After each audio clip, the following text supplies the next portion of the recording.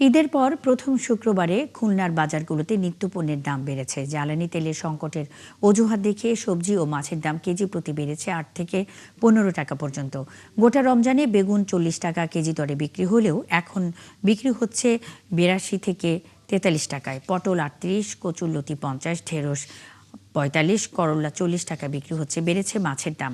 রুই ২৮০ থেকে ৩০০ টাকা, ট্যাংরা ৭৫০ থেকে ৮০০, ইলিশ ১৮০০ থেকে ২২০০, দেশি সরপুঁটি ৫০০, কই ৭০০ থেকে ৮০০ টাকা কেজি দরে বিক্রি হচ্ছে।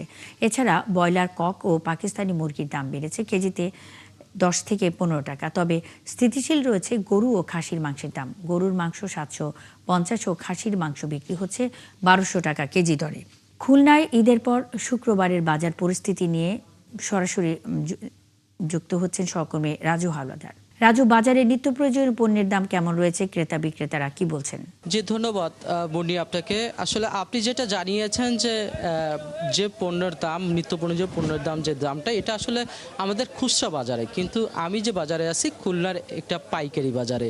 এই পাইকারি বাজারে একটু ভিন্নতা দেখছি, কারণ যে বেগুন আমাদের খুচরা বাজারে বিক্রি হচ্ছে ৪২ থেকে ৪৩ টাকা, কিন্তু এখানে এসে দেখছি আসলে ২০ থেকে ২২ টাকা কেজি।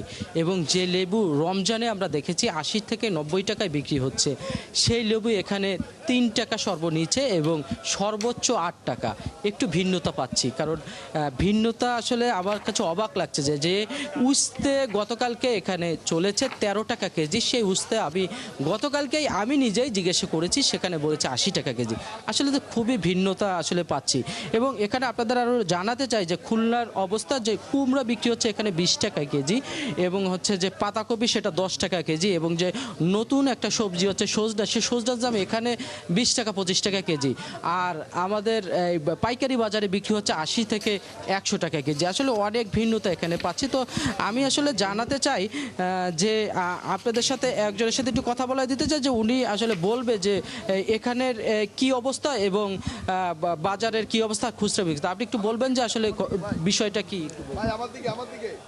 বিষয়টা হচ্ছে আমাদের এই কেচিচি পাইকারি কাঁচা বাজার, এখানে মনে করেন গতকালকে ১৩ টাকা ১৪ টাকা উস্তে বিক্রি হচ্ছে, আর আজকে মনে করেন একটু বাজার বেশি, আজকে ২৫ থেকে ৩০ টাকা, বেগুন ২০ থেকে ২২ টাকা কেজি, তারপর মিষ্টি কুমড়ো ২০ টাকা ২২ টাকা কেজি, তারপর আপনার শসা ২০ টাকা ১৮ টাকা ২০ টাকা কেজি, আপনার ক্ষীরের কেজি ২৫ থেকে ৩০ টাকা এখানে, আপনার পেয়ারার কেজি মনে করেন ২৫ টাকা ২২ টাকা।